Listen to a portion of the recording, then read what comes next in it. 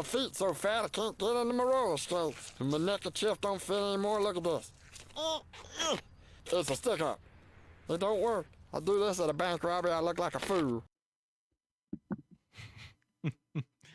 Hey, what's up, everybody? Welcome to another episode of the Power Up Podcast. I was able to actually hop on earlier tonight, so here we are.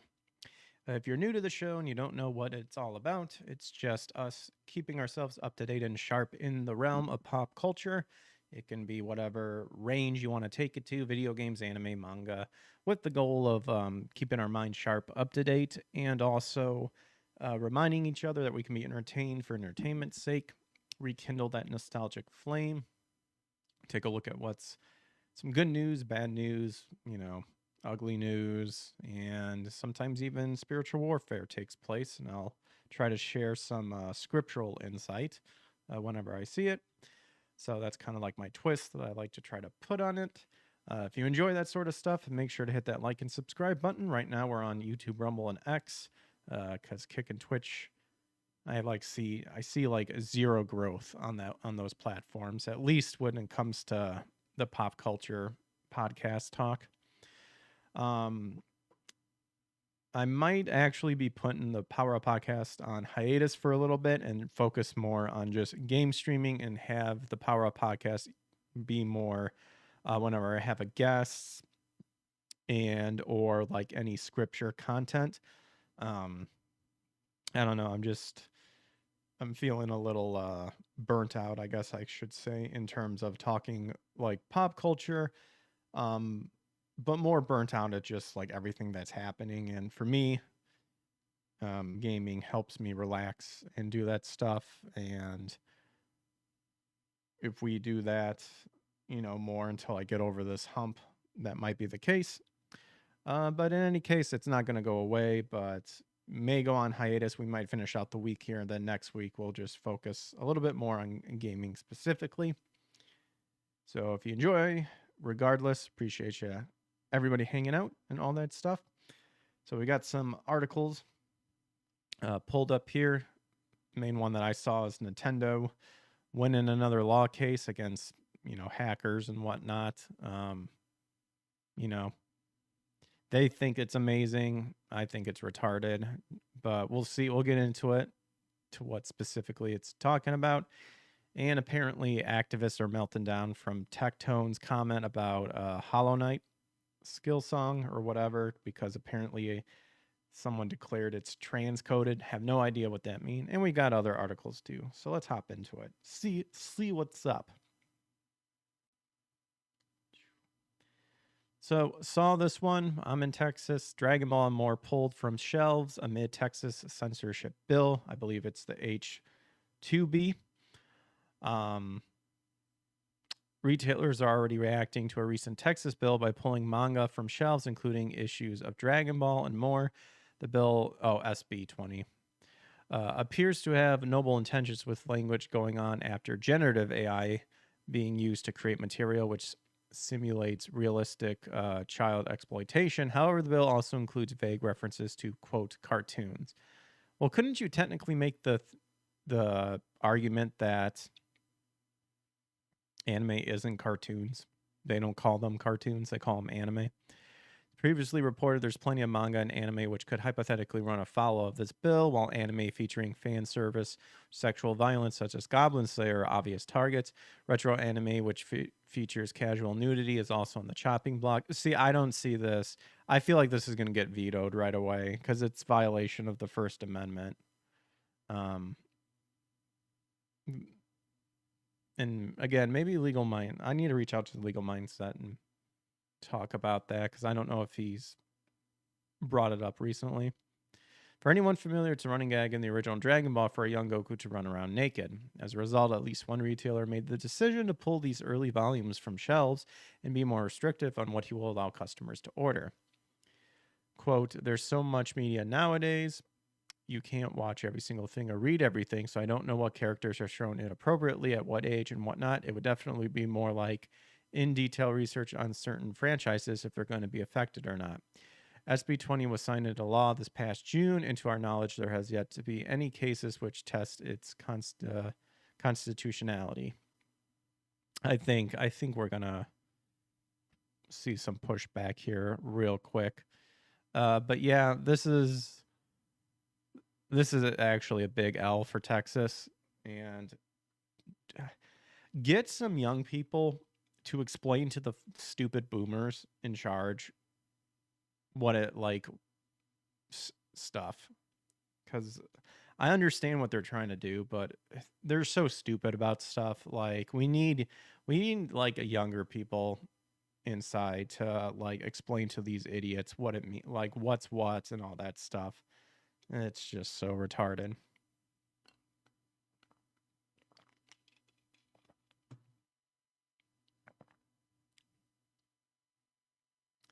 But that came from Niche Gamer, by the way. Hopping on over to Tech for Gamers. Apparently, Concord doesn't deserve to be remembered as the greatest flop of all time, says an ex-developer. Okay.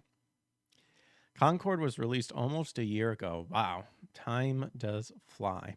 But just 2 weeks after launch, the game was taken offline. Those who had purchased it were refunded, and its story came to an abrupt end. Some reports suggest that the game resulted in a massive $400 million loss, potentially making it one of the biggest failures in gaming history. That would certainly mark a tremendous setback for the gaming giant, but one of the game's former developers disagree. He may disagree, but that's called being delusional. He believes Concord doesn't deserve to be remembered as the biggest flop of all time. Oh, it 100% does. Why it matters. Concord has been facing criticism long before its release, so its failure felt almost inevitable. Oh no. It wasn't due to the criticism that made it fail. It was due to making a game based on woke ideology, which is a guaranteed failure every time. And the only times they'll try to say, see, it succeeded and stuff is actually when they toe down the woke ideology and put in like stuff that's actually good. But because they sprinkled a little bit of it here and there, they'll then take the credit by saying, see, it sold. Prime example, Baldur's Gate. The story, the solid story, the gameplay and everything completely outshined a lot of the woke stupidity that indeed was inserted into that game. But if you're going to say I played Baldur's Gate because it was DEI representative and stuff like that, you're a fool and you're a liar, because that's not what made that game successful. On the latest episode of the A Life Well Wasted podcast, one of the former developers of Concord shared his thoughts on the game being labeled as the greatest flop of all time. He believes the game doesn't deserve that title. Greatest flop of all time. I don't feel like it deserves it. Or deserves that. Does he go on to explain why? Another developer expressed that gamers missed out. Simply because not many had the chance to play it before it was inevitably taken offline just a couple weeks after launch. He added that since people will now never get the opportunity to experience the game, they missed out in a big way. Dude, I don't even understand what this means. You missed out because it was just taken a couple weeks launch. It's like you're not even looking at the problem. What was the reason why it was taken off in 2 weeks? Why? That's what you need to be asking yourself. And these people don't want to admit it. They don't want to look inside and realize that they made a game that was going to flop. He summed up his feelings by calling Concord the most beautiful car we've ever crashed. I mean, this is delusional. You're claiming it's the most beautiful car, but what you bought was like a lawnmower or something like that. It wasn't even a car. The premise was retarded. Your focus of DEI and all that stuff caused it to fail. No one wants to play those games, and this 100% shows it. That may have been the main criticism, but it was a valid criticism, and it shows that it doesn't work. Just like Dustborn. The game received heavy criticism, and several reports claim it cost a massive amount of money, making it a strong contender for the biggest flop in gaming history. And I think it actually deserves that title, and it will remain that way for quite some time.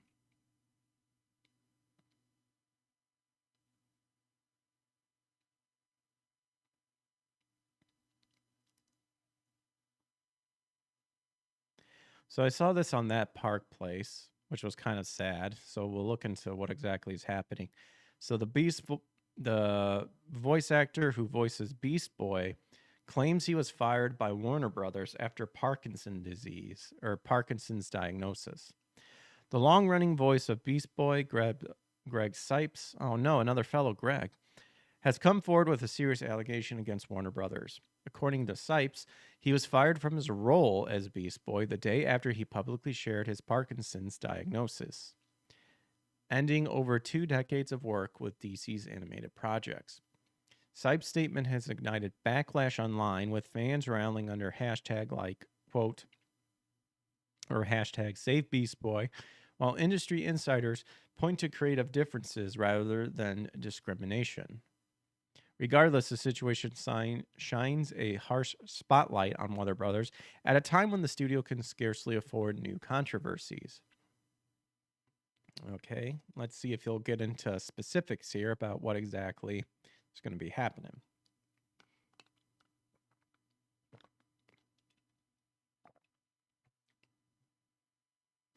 Earlier this year, Sipes revealed he had been diagnosed with early on Parkinson's disease.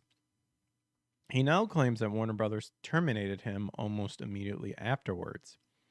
Warner Brothers literally fired me on Valentine's Day, right after I publicly shared my Parkinson's diagnosis, Sipes wrote in a social media post. He described the experience as feeling like quote, a death, and alleged that executives wanted to replace him with a mimic who could copy his voice for Teen Titans Go's next season. Supporters close to Sipes alleged that the rest of the cast opposed to the decision, telling executives the show would not be the same without him. Fans have since rallied online, accusing Warner Brothers of discrimination and demanding his reinstatement. Okay, so everyone was on board, but they fired him. That does seem really weird. But here, Warner Brothers counters with a different story. Yeah, let's see what their reasoning is. While Sipes frames his firing as retaliation for disclosing his illness, sources connected to Warner Brothers tell a different story. According to Deadline via The Wrap, the insiders insist the move was not about Parkinson's at all. Instead, they claim Beast Boy was being recast due to, quote, creative and performance considerations, end quote. The report suggests that Sipes had already recorded lines for a different character in the same series. So many people do multiple roles. Warner Brothers discussed a possible development deal with him for future projects. The studio did not remove other longtime cast members and have no official policy excluding actors with health conditions. In other words, the studio frames this not as a firing in the punitive sense, but as a creative shift. What's up, Mr. Anonymous? Transcoded? Yeah, no idea. We'll get to that. A question of timing. Even if Warner Brothers insists the decision was unrelated to his health, the timing raises questions. Sipes says he was fired as Beast Boy one day after publicly disclosing his Parkinson's diagnosis. Executives have been also accused of pushing to recast his role with a sound-alike rather than rewriting Beast Boy or allowing Sipes to continue. For fans, it looks like discrimination, whether or not that was the intent. Employment law in the U.S. does prohibit firing someone solely due to a medical condition, and Parkinson's qualifies as a protective disability. If Sipes pursues legal action, Warner Brothers could face a very public fight over workplace protections in Hollywood. Why this matters for DC animation. The situation arrives at a delicate moment for Warner Brothers Discovery.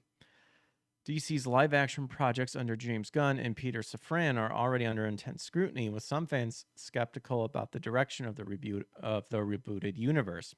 Losing a beloved animated staple like Greg Sipes only adds to the perception of instability. Teen Titans Go remains one of the Cartoon Network's most recognizable titles, and Beast Boy is central to the show's dynamic. Recasting him risks alienating longtime fans, especially when the reason appears tainted by allegations of discrimination. Fan backlash and industry optics. On social media, anger is burning. Many see the situation as a blatant betrayal of an actor who gave 20 years of service to Warner Brothers. The fan-led push to restore Sipes has been strong, with thousands of posts spreading the hashtag Save Beast Boy campaign. Some even appealed directly to DC Studios head, James Gunn, arguing that if DC's Elseworlds project can experiment with casting, then loyalty to iconic voices should matter in an animation. The optics for Warner Brothers are already poor. Whether or not the firing was tied to Parkinson's, the perception of dumping an actor after a health disclosure is disastrous for public relations. Yeah, that's crazy. At the heart of the story is one painful reality. Greg Sipes helped define Beast Boy for an entire generation of DC fans, and he was fired shortly after disclosing a terrible illness. His voice is the character. If the Beast Boy actor was indeed fired the day after sharing his Parkinson's diagnosis, Warner Brothers faces accusations of callousness that will not fade easily, even if the studio's explanation of, quote, creative differences. But I don't get it, though. Their creative differences is they did a terrible job explaining the reason why. Like, it's clearly a whatever sort of thing.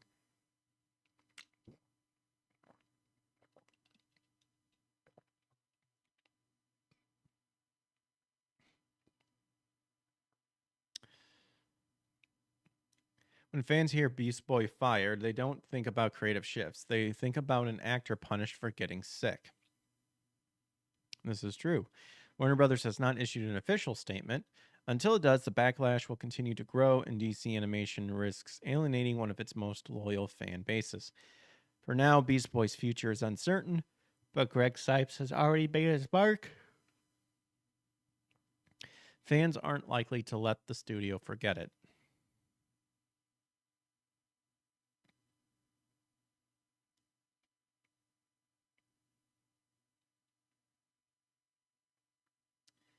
There you go. Crazy.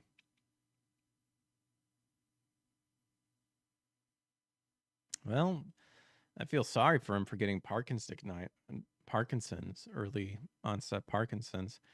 I wish him well, and I hope he gets best. But yeah, Warner Brothers did a terrible job, like explaining situation, if anything, or if not announcing.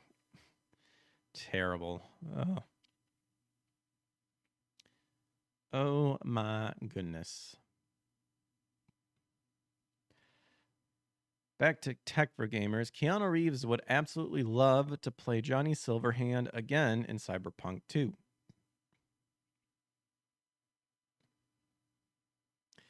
So while CD Projekt Red is fully closed on The Witcher's 4's development right now, they also kicked off pre-production on a Cyberpunk 2077 sequel. Previously called Project Orion, the sequel is officially named... Dude, I cannot stop yawning. Oh my gosh. The sequel is officially named Cyberpunk 2 and will be released after 2029. Dang. Details regarding the sequel are quite scarce, with no word on which character we'll get to see return in the next game. That is, Keanu Reeves has expressed his interest in playing Johnny Silverhand once again in the sequel. Johnny Silverhand is arguably one of the most well-written characters in video game history. I mean, I haven't played Cyberpunk yet, but I can name... I don't know. I feel there's like a great list of well-written characters in video game history. And I don't know. I don't feel like Johnny Silverhand would be like on the way top list, but maybe I'm wrong. And again, I haven't played it yet. I do have it, and I need to. Keanu Reeves' performance was icing on the cake. As such, his return will be quite exciting for the fans. While promoting his movie Good Fortune, Keanu Reeves was asked by IGN whether he would want to be a part of Cyberpunk 2.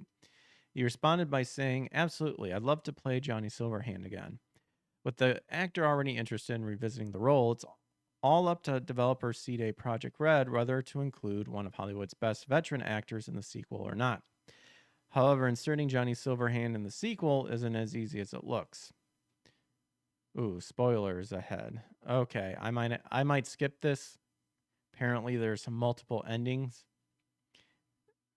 There isn't one canonical ending, at least not confirmed yet by the developers. Let's see. I'll just skip that. If CD Projekt were to offer fan service, we'll just skip that. But there you go, because I don't want to spoil it for myself.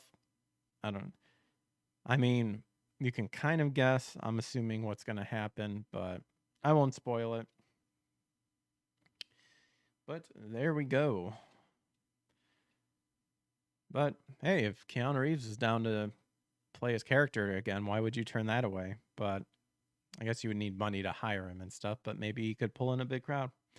I don't know.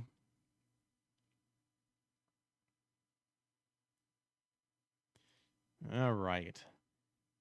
Hopping on over to Video Game Chronicles. Or Chronicle. So accessory maker Genki settles lawsuit with Nintendo after showing off Switch 2 early. So not only do we have a hacker lawsuit, but also this one. Genki has to pay an undisclosed theme and stop using Nintendo-like terms like Genki Direct. Accessory manufacturer Genki has settled a trademark infringement lawsuit with Nintendo after it was accused of mishandling sensitive information. Nintendo filed a lawsuit against the company earlier this year for showing off 3D printed mock-ups of Nintendo Switch 2 ahead of Nintendo's official announcement. The suit accused Genki's parent company Human Things of trademark infringement, unfair competition. Oh, fuck off with that. Unfair competition? Give me a break. As if Nintendo would get hurt. And false advertisement. But has now been settled without any further need for a trial. Genki will pay Nintendo for damages caused by its early leaks. What damages? Give me, what damages were so painful to Nintendo that it ruined everything? But the exact amount has been agreed upon privately and hasn't been disclosed. Genki and all other subsidiaries of Human Things are also permanently banned from using any Nintendo logo or design or anything similar, using the terms Nintendo, Switch, Switch 2, or Joy-Con, and selling any accessories that don't clearly state that Genki is an unlicensed accessory manufacturer. I mean, were they not doing that to begin with? Then yeah, of course Nintendo's going to come after you. It's also banned from using the Glitch and Glitch 2 brand names for its accessories because it's too close to Switch. Really? That seems retarded. So now anything that's just near it? Oh my gosh. As well as naming its news announcement Genki Direct. Genki is also now unable to use elements in its production or packaging which are similar to Nintendo's core color schemes, which are listed in the settlement as red and white, red and blue, green and pink, blue and yellow, purple and orange, pink and yellow, and purple and green.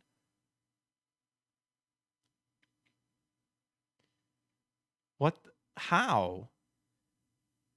How can Nintendo claim that red and white is their color scheme? This is insane. So many things use this color scheme. I mean, at least it's just towards Genki. But man, they are 100% making sure that they cannot do anything. The most notable Switch 2 incident involving Genki came during the Consumer's Electronics Show in January of 2025, when the company's exhibition page stated that it was happy to discuss any Switch 2 info we may have, as well as the stuff we're making for it. Shortly after this, Genki CEO Edward Tsai personally showed off the 3D printed mock-ups and stated to different reporters that Genki had access to an authentic Switch 2 in which Genki based the mock-ups, renderings, and 3D printed mock-ups according to the suit.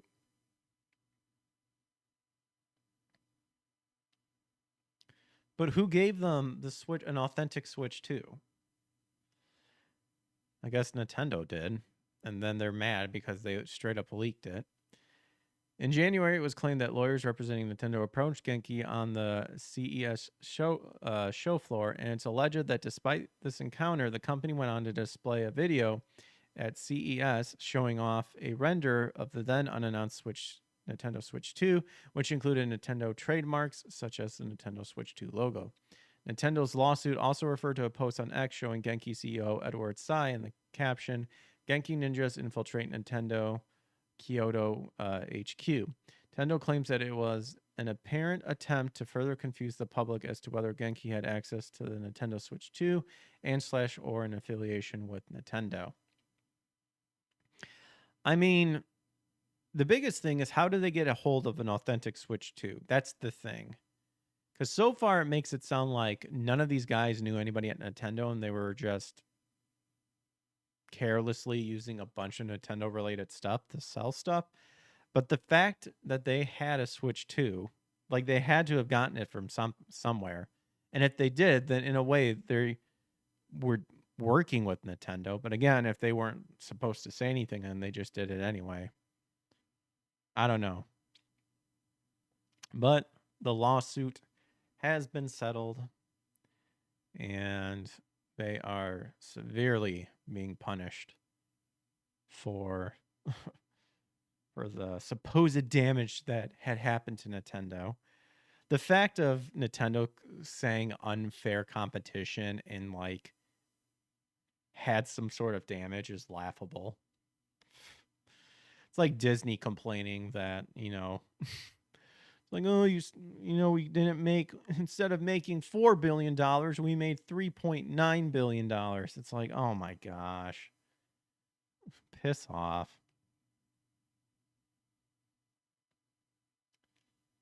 Whatever. Sydney Sweeney. Pretty attractive. Apparently, she shuts down American Eagle question as Great Genes campaign fallout continues. So Sydney Sweeney stepped onto the red carpet at the Toronto International Film Festival this week with her new movie, Christie, front and center.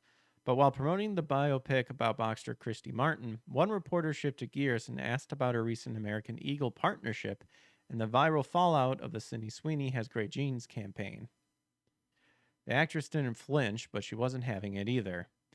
"I am there to support my movie and the people involving in making it, and I'm not there to talk about genes," she said. "The movie's about Christy, and that's what I'll be there to talk about."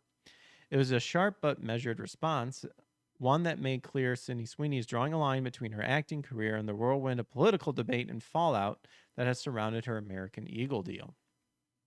So back in July, American Eagle unveiled its denim campaign with Sweeney at the forefront. The hook was simple, a pun. The "and" leaded into Sydney Sweeney Has Great Genes, playing off the sound of great genes, Genes. On paper, it was harmless wordplay. Online, it exploded. Critics claimed the ad invoked imagery of genetics and carried undertones that were, in their view, troubling. The phrase was spun by some into commentary on privilege, attractiveness, and even racial subtext. Social media lit up with accusations and finger-pointing. Others, however, saw it as nothing more than tongue-in-cheek humor. Yep. A poll by economist YouGov found only 12% of Americans were offended by the ad, while nearly 40% found it clever. For most, it was a shrug or a laugh. The sales tell a different story. So while activist mobs on X made noise, American Eagle laughed all the way to the bank. Sweeney's custom denim line sold out in less than a week. A matching jacket sold out in a single day, and Sid's Picks, her curated collection, required multiple restocks to keep up with the demand. Industry outlets reported that ad campaign drove unprecedented new customer acquisition. In other words, controversy fueled cash, and the Sydney Sweeney fallout was nothing but empty bluster. Shares of American Eagle even ticked up, with executives crediting both the Sweeney campaign and a parallel collaboration with NFL star Travis Kelce for beating Wall Street expectations. Who would have thought that clever wordplay and just an attractive woman could make a lot of money? It's almost like something they've done before in the past that has never been a problem.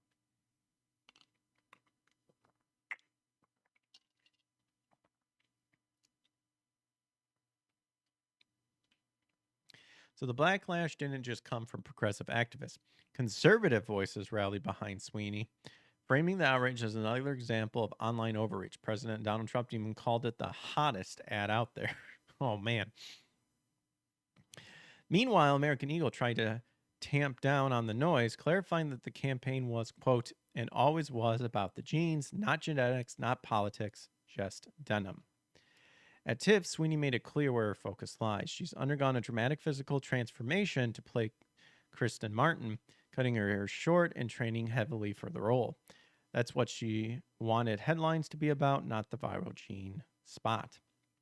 And yet the campaign hangs over her in the public eye, proof of how quickly a pun can spiral into cultural commentary in 2025. Final thoughts. The Sydney Sweeney American Eagle campaign and fallout shows the strange dynamic of modern celebrity. An ad that was meant to be lighthearted was branded controversial, not because of what it actually said, but because of what people read into it. And yet the controversy became the campaign's fuel, driving record sales and massive buzz. Yeah, because at this point, people just want to see the people complaining about it, whine and complain about it more. Because they're the ones saying we're against all this, we're against X, Y, and Z, and it's because of their opposition is what drives all the sales, and therefore they play a part of it. Thus, therefore, them claiming to be opposition of, whatever, is pure hypocrisy. Which, I mean, everyone's been hypocrites nowadays, but for them, hypocrisy is like a big thing, Technically, in scripture, hypocrisy is also a sin too, which is why Jesus even said, make sure the log, is out of your eye before you comment on the speck of another person. Sweeney's own strategy, shutting down questions and steering back in her movie, may be the wisest move.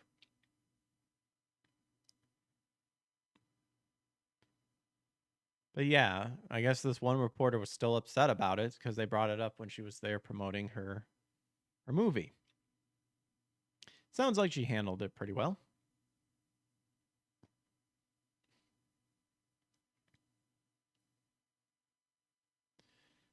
All right.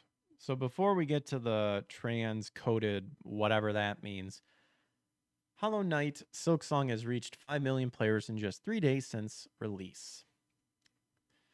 Hollow Knight Silksong was perhaps the most awaited indie game of all time. Announced in 2019, the game experienced a prolonged absence before finally receiving a 2025 release window.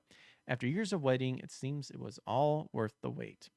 In just 3 days since its release, it has surpassed 5 million players across all platforms. It became such a massive hit at launch that it crashed the storefronts of almost all available platforms. And I know, like, one of the biggest thing that they're getting upset about is the price too, because it's only like $20. The first Hollow Knight was a massive success, praised for its wonderful gameplay and environment. Naturally, the hype for the title was high, and the result speaks for themselves. According to data from Alenia Analytics, Silksong has surpassed 5 million players. While they don't have figures for all platforms, on Steam it sold over 3 million copies, hit a CCU of 587,000 players, and generated $50 million in revenue. Moreover, it's also available on the Nintendo Switch, PS5, Xbox Series consoles. Switch also seems like a very natural console to play such kind of games, so we can expect it to sell well on that too. It is truly remarkable how big the franchise has become since it was first revealed. Many criticized it and claimed it is poised to fail. Years later, it is now the biggest indie launch of this year and has even outpaced many AAA games or releases. This also reignited the discussion about how indie games are slowly taking over the industry, which to me is actually a good thing because then because a lot of indie people don't want to cater towards a specific target. And if they do, then they can deal with the consequence of their game not selling. Games like Repo, Scheduled 1, and now Silksong has dominated this year, and it seems that it will continue down the line. But then this leads to a title or to a discussion that I have no idea about. Whoops. This comes from Fandom Pulse here. Gender activist meltdown after Genshin Impact streamer Tectone says he's had enough. Had enough of what exactly? Enough of their antics, according to this. So gender activists threw a giant fit after Genshin Impact streamer Tectone indicated he had enough of their antics. Tectone reacted to a post from Delusional Takes showing one gender activist claiming that the main character of Hollow Knight Silksong has, quote, strong transcoding. He posted, I'm just so tired. Now notice this right here. Down with cis. Take that into consideration. In response, numerous gender activists threw a fit. One wrote, this guy and his followers are not all right. If you wanted to find morons who blame trans people for everything wrong in their lives, you found them. Again, you have a retarded comment like that. And they're the ones getting mad, saying that if you have a problem, your guys are to blame. I don't know. It sounds like you have a problem with just accepting who you are and how God made you. Another posted, being a grifter just means being a miserable loser yelling from atop of buildings. Yes, I'm miserable. I'm the most miserable man who has ever lived. And then 4,000 people go to your kick scream to each donate $20. Oh, sounds like someone's butt hurt. Thought you were leaving, you fat, bold loser, wrote another. Another attempted to mock him. I'm angry every day. Yeah, buddy, because you're a snowflake that lets someone's personal art offend you. Oh, brother. Still, another attempted to minimize the evil and dangers of gender ideology. It's literally a fucking fictional bug and someone's harmless personal headcanon. Oh, but you guys give me a break. You guys declare that your headcanon is canon. That's the problem. Gosh. Also, isn't one of the people who made Silksong literally trans? I don't know. Ironically, one described him as a crybaby. Another failed to recognize how the LGBTQ plus agenda has degraded society at large while positing libertarian platitudes. I don't understand the alt-right sector of Twitter getting mad over LGBT fan art like you can literally just ignore it. How much of a man-child do you have to be to make this a serious issue for himself? Well, again, of course, as the article pulled it out, the irony is everyone's saying just ignore it, you know, you're making this such an issue, and here you are on X making an issue about how butthurt you are that someone said, I'm tired of this stupid crap. In response to a couple of these individuals, Tectone posted, thanks for proving my point. Anyone else got coded fatigue? I still have no idea what this means. In another post he wrote, these people saw they want me gone, then go out of their way to manually search up my posts, screenshot them, and then continue to post about me. You all are fans at ATP with this obsessive at this point with this obsessive behavior, he concluded. Yep. So that's pretty much it for that. I'm confused what it even means for transcoding. What does that even mean? Transcoding.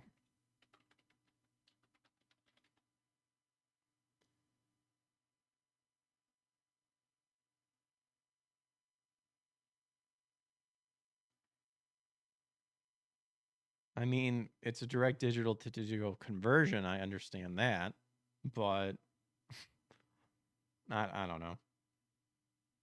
Doesn't have anything to do with transcoding one thing into another.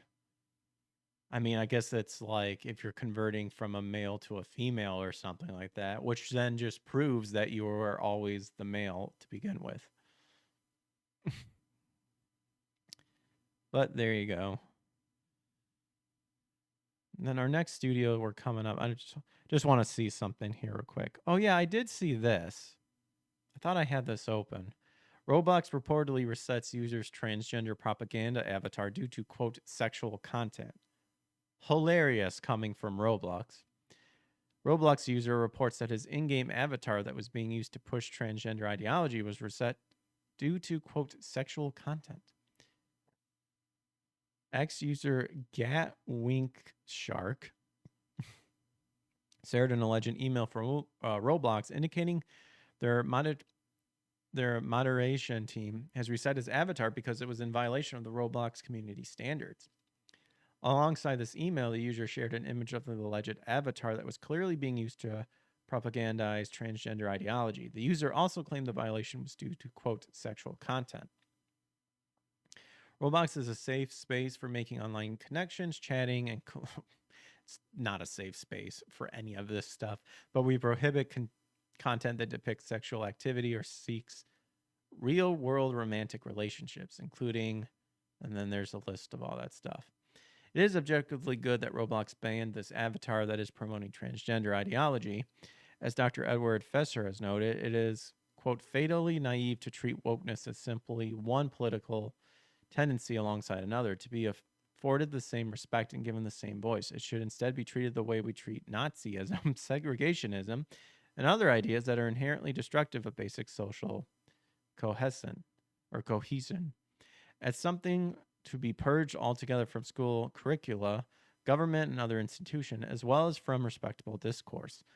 The state, therefore, not only should not favor it, but should not even be neutral about it. Rather, governments ought to actively to work to extirpate wokeness from any and all institutions over which they have any power of influence, since such a purge is precisely what the woke intended for the non-woke. This policy yields just desserts as well as society's self-preservation.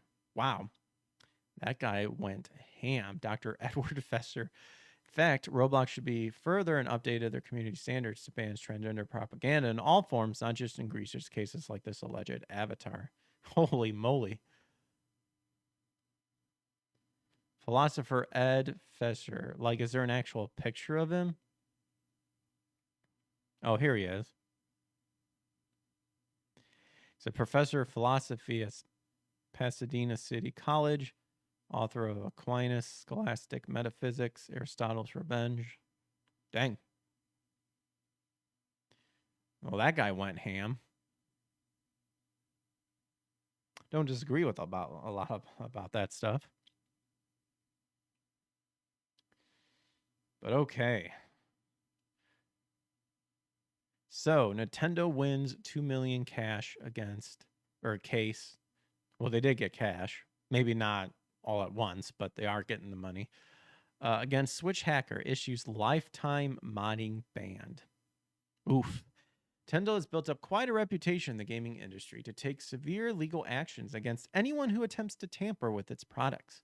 The most recent lawsuit was against Modded Hardware, a company known to alter Switch hardware and firmware to accommodate pirate games and more.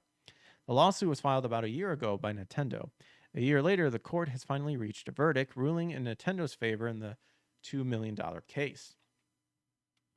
Piracy is a serious problem in the gaming industry and continues to rise. Well, you can thank Nintendo for rising their prices. It's good that Nintendo won the lawsuit, which is a big step against these these practices. Oh, piss off. See, but this is why I have tech for gamers here. Tech news for gamers is for comments like this. It's good to kind of hear what they're saying, but dude, sucking Nintendo's dick isn't the win you think it is. Initially, Ryan Dolly, the operator behind Modded Hardware, denied any allegations surrounding involved copyrights and used multiple defenses, such as lack of evidence, fair use, and more. However, the U.S. court findings conclude that Dolly's actions have indeed caused severe and irreparable damage to Nintendo via copyright infringement. Defendant's conduct has caused NOA significant and irreparable harm. How, dude? Oh my gosh. Stupid. Modded Hardware used to sell MIG Switch, a device that mimics a Switch cartridge, allowing users to load any game onto it. Moreover, the company also sold mod chips, hacked consoles, and jailbreaking services. Okay, well. Yeah, that's, I mean, mod chips shouldn't be a big deal. Hacked consoles, debatable. Jailbreaking services, whatever. I don't know. If it's I stand with, you bought the console, you do whatever you want with it. Nintendo can fuck right off. The lawsuit rules that Daly must pay $2 million to Nintendo as statutory damages, to which the defendant has agreed. Moreover, Daly is also banned from ever selling MIG Switches, modded hardware, and providing any similar service for life. Additionally, the defendant is ordered to destroy all the items responsible for these services and hand over the modded hardware domain to Nintendo. Wow. Pathetic. Fuck Nintendo. Let's see what Video Game Chronicle has to say about this, too.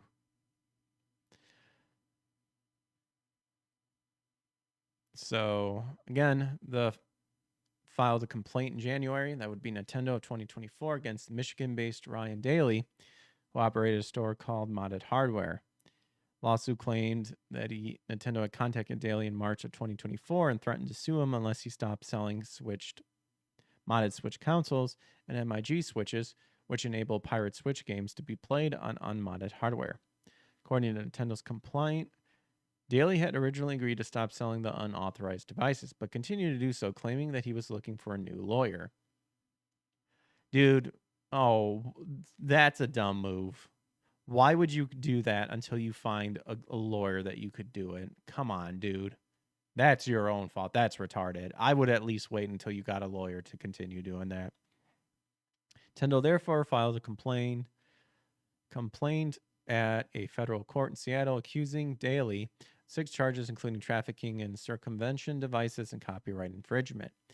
Daly then filed a response to Nintendo's complaint, denying any wrongdoing and listing 17 affirmative defenses in which the defendant introduces evidence which could excuse them from liability, including fair use, invalid copyrights, unjust enrichment, fraudulent inducement.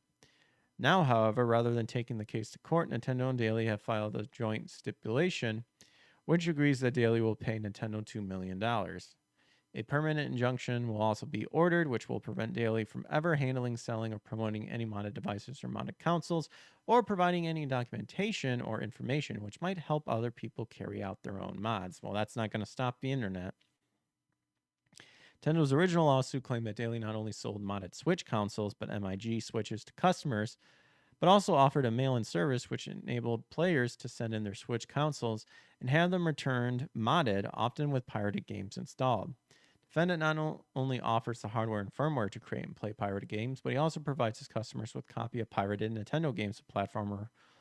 The platform holder's original complaint said, typically when a customer purchases a hacked console or the circumvention surfaces, defendant pre-installs on the console a portfolio of ready-to-play pirated games, including some of Nintendo's most popular titles, like Super Mario, Legend of Zelda, Metroid games. Well, rip Ryan Daly. But yeah, you should have gotten a better lawyer, buddy. And you definitely should have stopped at least when they came knocking around the first time. Got yourself a really good lawyer, see what he would say, and then if you feel like you could continue.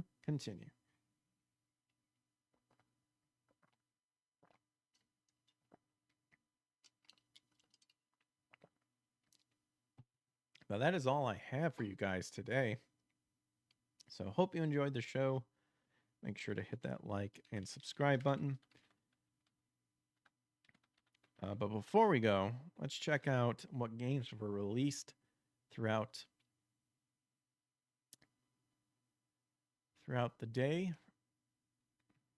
and for also tomorrow. Look at that. The PlayStation 30 years ago. Parasite Eve. Dang, the Dreamcast. Holy crap. What a list today. Sonic Adventures, Resident Evil Outbreak, NHL 09, Yakuza 2, Destiny, Splatoon 3. Wow. Bubs, oh my gosh, Bubsy in the perfect collection. Wow. Lot of solid stuff in here. The big one being PlayStation, Parasite Eve, and of course Dreamcast. Sonic Adventures. Woo! What a day. What a day today, September 9th. Way to go. Tomorrow, oh wow, Mutant League Football. That's a good one.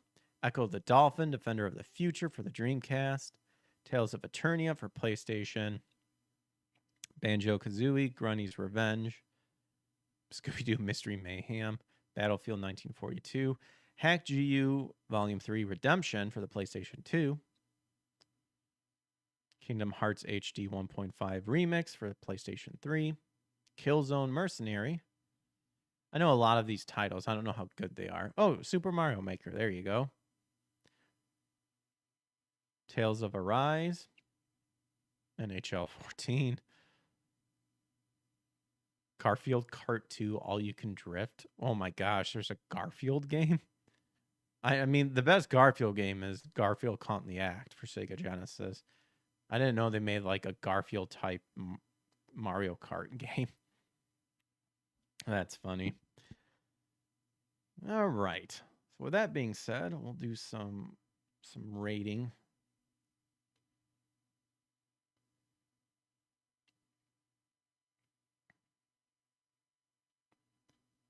And then we'll rate Vara over on YouTube.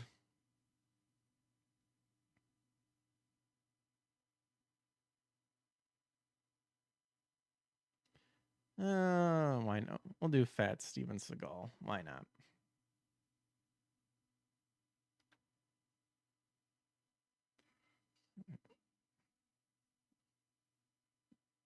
All right. Catch you guys on the flip side. Take care. Catch you soon. Peace.